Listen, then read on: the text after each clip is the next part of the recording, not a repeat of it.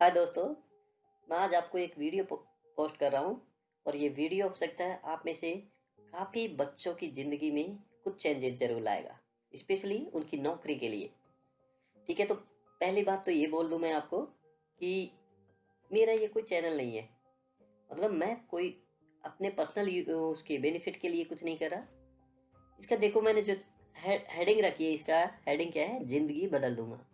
ज़िंदगी बदल दूंगा क्योंकि आज आप मुझसे इंटरेक्ट हो रहे हो या मैं आपको कुछ सजेशन दे रहा हूँ, उससे आपकी लाइफ थोड़ी चेंज होने वाली। थोड़ी नहीं, हो सकता बहुत ज़्यादा हो जाए अगर मेरा वीडियो पूरा आप ये देख पाते हो तो। ओके, तो पहली बात तो मैं ये बता देता हूँ, मैं कोई ऐसा नहीं हूँ, मैं ऑलरेडी गवर्नमेंट जॉब में हूँ। अब आप बोलोगे कि भी गवर्नमेंट जॉब में है तो ये यूट्यूब चैनल क्यों चला रहा है? ये तो पहले मुझे कोई पैसे भी नहीं चाहिए यूट्यूब चैनल से, देगा तो भी गवर्नमेंट सर्वेंट ले नहीं सकता। अब बात आ जाती है कि भाई सर आप कैसे पढ़ाएंगे, क्या पढ़ाते हो? मैं वीडियो पोस्ट करने लगा हूँ 1 और 2 डेज से, और आगे देखना कितने ज़्यादा पोस्ट आपको मिलेंगे वीडियोज़ के, अच्छी क्वालिटी वाले। अच्छा, अब मैं अपने एक्सपीरियंस बता रहा हूँ। जॉब तो मुझे बहुत साल हो गए, इतनी एज भी नहीं है, 35 के लगभग है मेरी एज भी। हाँ, ज़्यादा नहीं है। अच्छा, ये है कि मैं 2010 से जब से जॉब में हूँ तब से हमेशा मैंने गरीबों की, जो जिसको ज़रूरत है नौकरी की, उन सब के लिए मैंने बहुत मेहनत भी की है। उनको जॉब दिलवाने के लिए उनको पढ़ाया लिखाया, उनकी हर तरह से मैंने हेल्प किया। अब आप पूछोगे कि सर आपको क्यों अच्छा लगता है, क्यों आप ये ऐसा करते हो? आपको कोई तो बेनिफिट होगा ना। मुझे कोई बेनिफिट नहीं है। मैं यहाँ लिख भी रहा हूँ कि मुझे पढ़ाना और दूसरों की जॉब में हेल्प करना अच्छा लगता है। किसी किसी का ये नेचुरल स्वभाव होता है शुरुआत से। तो ये मेरे साथ है कि मैं हर किसी की हेल्प करना चाहता हूँ। अभी 2 दिन पहले ही मैंने ये चैनल स्टार्ट किया था, ये सोच के कि बच्चों की हालत मैंने देखी कि वही लोग एग्ज़ाम के रिव्यू कराने हैं, तो मुझे लगा कि कुछ तो गड़बड़ चल रहा है। बच्चे कैसे परेशान हो रहे हैं, टीचर कैसे उनको फटाफट क्वेश्चन सॉल्व करा रहा है या नहीं भी करा रहा, जो भी है चल रहा है। तो मैंने ये स्टार्ट किया और मैंने हिंदी भाषा इसको चुन लिया। इंग्लिश में मुझे कंफर्टेबल ज़्यादा, लेकिन हिंदी में मैंने रखा है क्योंकि ज़्यादातर बच्चे ये एनटीपीसी एसएससी एग्जाम्स में हिंदी बैकग्राउंड के होते हैं, उनको हिंदी वालों को मटेरियल नहीं मिल पाता है, इसलिए मैंने सोचा कि चलो हम इस बार हिंदी भाषा में कर देते हैं। चलिए स्टार्ट करते हैं, आगे बढ़ेंगे। अब सबसे पहले क्वेश्चन आता है कि आपकी तैयारी ठीक नहीं चल रही। मुझे भी लगता है, मुझे ऐसा लग रहा है कि नहीं चल रही, जैसे मैं देख रहा हूँ। क्यों नहीं? क्योंकि आप पूरे दिन यूट्यूब, व्हाट्सएप और फेसबुक पे लगे रहते। मेरे मिलने वाले भी हैं, कुछ ग्रुप में जुड़े हुए भी हैं व्हाट्सएप से, जो प्रिपरेशन कर रहे हैं जॉब के लिए। उनको मैं देखता हूँ और पाता हूँ कि आप लोग यूट्यूब, व्हाट्सएप, फेसबुक में पढ़ाई के सामान ढूंढने में लगे हो कि कुछ मिल जाए। सेकंड आता है कि अब ये एग्जाम चल रहा है तो आप लोग बहुत कंफ्यूज हो, निराश भी हो, थके हुए, हमारा पेपर कैसा आएगा, उसका पेपर कैसा आया है, अरे ये क्या होगा, आपके बार सिलेक्शन नहीं हुआ तो कैसा क्या है, ये सब सोच के बहुत कंफ्यूज हो रहे हो, थके हुए हो, निराश हो। लगता है कभी कभी आपको कि अरे हमारा तो हो ही नहीं पाएगा, क्योंकि वैकेंसी तो 35,000 है, 35,000, और लोगों ने 1,26,00,000 ने भरा है। ओके, तो आपका सोचना भी ठीक है। तीसरे नंबर पे बात आती है, आप थोड़ा आजकल पढ़ाई क्यों नहीं पढ़ा? क्योंकि आपने तो पीडीएफ से ही जीके पढ़ना ज़्यादा अच्छा समझ रखा है, कोई ध्यान नहीं रख रहे, फिर इसी से लग रहे हैं। फिर आता है जीके पर ज़्यादा ध्यान, और मैथ के सभी टॉपिक भी पढ़ना शुरू कर दिए। अरे 1025 का वैल्यू क्या आ जाएगा, अरे आपने टेन टेन कोस साइन ये पढ़े नहीं है तो आप फिर भी ट्राई करने में लगे हो कि ये क्वेश्चन 2 क्वेश्चन मेरे ठीक हो जाए, मैं दिन रात इसी में लगा रहूँगा। ठीक है, आगे चलते हैं। अब अब मैं कहूँगा आपका सिलेक्शन नहीं होगा। हम्म, लेकिन आपको बुरा लगेगा, लेकिन ये रियलिटी भी है कि ऐसे आपकी तैयारी से तो नहीं लगेगा, सिलेक्शन होगा भी नहीं। क्यों नहीं होगा? आप प्रतिदिन वीडियो और पीडीएफ से ही पढ़ते रहते हैं। मोबाइल सब कुछ हो गया आपका, पूरा बुक सब कुछ स्टोर कर रखा है आपने, वहीं पढ़ लेते। दूसरा है, आपको ये पता ही नहीं है कि आप कहाँ पर वीक है, पता ही नहीं लग रहा कि किधर वीक हूँ मैं। तीसरा है, आप सामान्य ज्ञान को बहुत ज़्यादा इंपॉर्टेंस दे रहे हैं। तो कैसे होगा आपका सिलेक्शन? मुझे तो नहीं लगता कि आपको सिलेक्शन मिलेगा। मिल जाए अच्छा है, लेकिन इस तरह के से तो मुझे नहीं लगता कि आपको मिलेगा। अब मुझे कैसे लगता है, आप प्रतिदिन, आपको भी लगता है ना कि पीडीएफ वीडियो क्यों पढ़ रहे हो आप? क्योंकि फ्री में मिल रहा है आपको, सब फ्री में मिल रहा है ना, ना कोचिंग जाना हो, कुछ भी नहीं करना, वीडियो ऑन करके सब कुछ उसी पे, वो टेलीग्राम सब पीडीएफ सब मिल रहे हैं, तो इजी है, मजे हो रहे हैं। आप वीक कहाँ पर है, आप पता ही नहीं कर पाते, क्योंकि आपने कभी अपने आप का एनालिसिस ही नहीं किया है। डेली टीचर के साथ बैठ के वीडियो पे क्या देख रहे हो, आज की शिफ्ट का एनालिसिस है, पेपर एनालिसिस क्या क्या, लेकिन अपना खुद का एनालिसिस नहीं कर पा रहे हो आप। ऐसा नहीं, मैं हर किसी के लिए 5% अच्छे बच्चे हैं जो आगे बात करेंगे उनके बारे में, 95% के साथ ये प्रॉब्लम्स हैं जो ये वीडियो देख रहे हैं।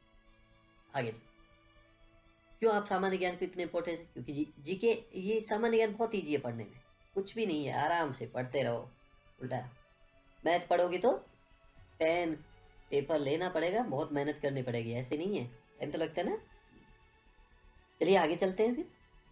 अब आपको एक क्वेश्चन यही मेरा था कि आपको गाइडेंस कौन करता है आपके डेली लाइफ में, या आपके कैरियर में, आप पढ़ाई कर रहे हो, जॉब के लिए तैयारी कर रहे हो, या अब तक पढ़े हो, गाइडेंस कौन करता है आपको? आपके टीचर, मम्मी पापा, या कोई गवर्नमेंट जॉब में नौकरी करता है वो, या कोई सीनियर जो आपके कॉलेज से निकल चुका है वो कर रहा है, या साथी जो आपके साथ, या तो आपका रूममेट है, या आपकी कॉलोनी में रहता है, या आपके साथ पड़ोस में कमरा किराए पे लेके रह रहा है, कौन कर रहा है? ठीक है, सबके अलग अलग होंगे, अपने अपने तरीके हैं सोचने के, मेरा कुछ अलग है, तो मैं क्या सोचता हूँ वो मैं आपको बता रहा हूँ। गाइडेंस कैसे होती है? सरकारी नौकर से। क्यों? क्योंकि वो ऑलरेडी एग्जाम्स पास कर चुके होते हैं, उन्होंने लाइफ देखी होती है कि क्या कैसी लाइफ है, जॉब पाने के लिए क्या क्या मेहनत करनी पड़ती है, कहाँ पे कमी रह जाती है, कहाँ पे वो सोचता है बाद में कि मैं आईएएस बन सकता था लेकिन क्यों नहीं बना, है, कस्टम इनकम टैक्स ये डिपार्टमेंट भी जा सकता था, नहीं बन पाया। कई बार ग्रुप डी में जाने वाले बच्चे भी ये सोच लेते हैं कि भाई मैं और मेहनत करता तो मैं ये सब कुछ अच्छी जॉब से शुरुआत करता, प्रमोशन लेके तो ऊपर तक पहुंच ही जाते हैं, पर हर कोई बाद में सोचता है। तो सरकारी नौकर हर एक्सपीरियंस रखता है और वो अपने बच्चों को भी यही समझाता है।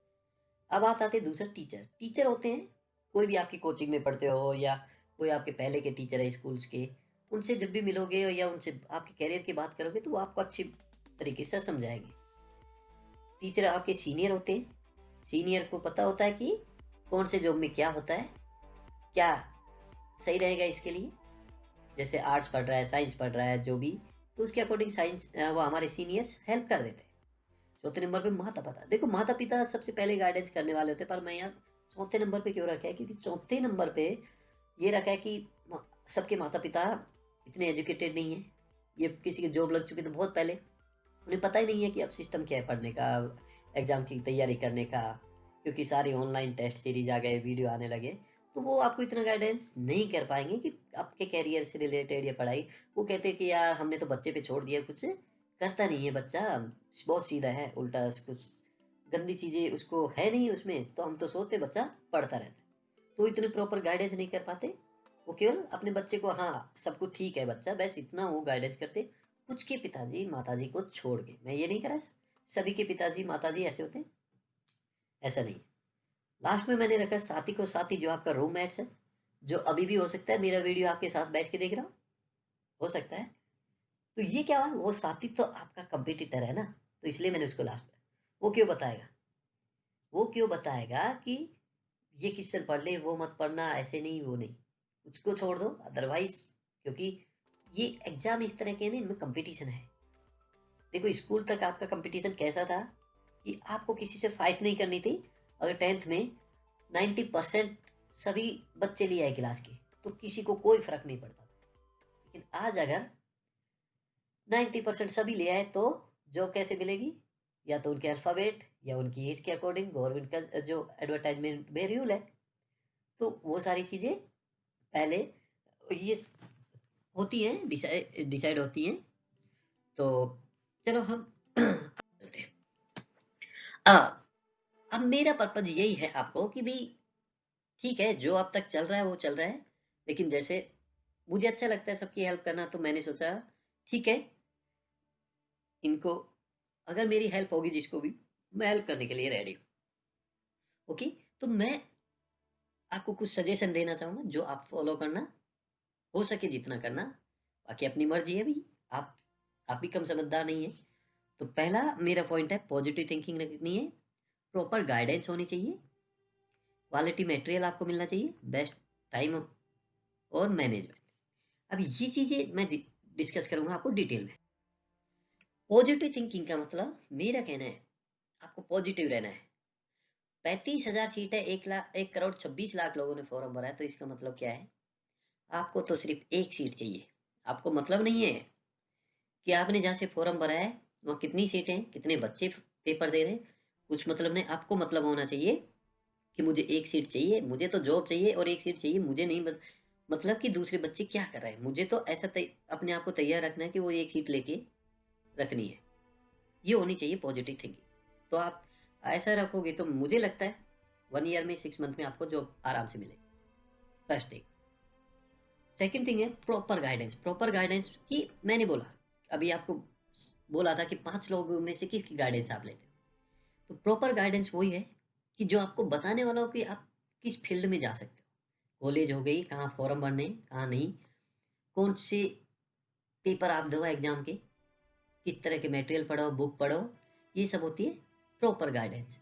और ये बहुत इंपॉर्टेंट होता है। जिसकी गाइडेंस अच्छी होती है ना, वो जल्दी, बहुत जल्दी 1 ईयर में, 2 ईयर में तो जॉब पा लेता है। अदरवाइज कई बच्चे देखे मैंने, 10-10 साल तक वो इतना पढ़ते हैं, उनके घर वाले कहते हैं बच्चे बहुत पढ़ रहे हैं, कमी नहीं है हमारे बच्चे में तो, लेकिन क्या है, उनको गाइडेंस नहीं होता। थर्ड है क्वालिटी मटेरियल। क्वालिटी मटेरियल में वही आती है, जैसे आप, जैसे मैंने ये देखा है 2 दिन में, मैं देख रहा हूँ ये आपके अदर यूट्यूब चैनल्स को, कि भी फर्स्ट शिफ्ट खत्म हुई नहीं, शुरू हो जाते हैं वो अपने मोबाइल, पेपर और ब्लैक बोर्ड पे कुछ क्वेश्चन तो वो पहले से टाइप करे रखते हैं कि अपने पास कोई क्वेश्चन, कोई लड़का नहीं भेज रहा है तो हम अपने पुराने क्वेश्चन कुछ ऐसे वैसे उनसे ही टाइम पास करते रहेंगे।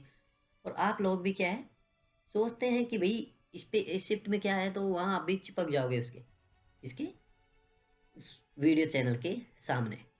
आप सोचते नहीं हो कि आपने कितने घंटे उसके सामने बैठा है। वो तो एक क्वेश्चन ऐसे करते हैं जैसे कोई काम चल रहा हो कि सुबह से शाम तक हमारा काम करना, उनको तो उनका काम है, जॉब है, वो करना है आप लोगों को बिजी रखना, उनके व्यूज बढ़ाना। तो आप इतने घंटे तक कंटिन्यू देखते ही रहते हो। वो कितने क्वेश्चन, 10-20 क्वेश्चन के लिए।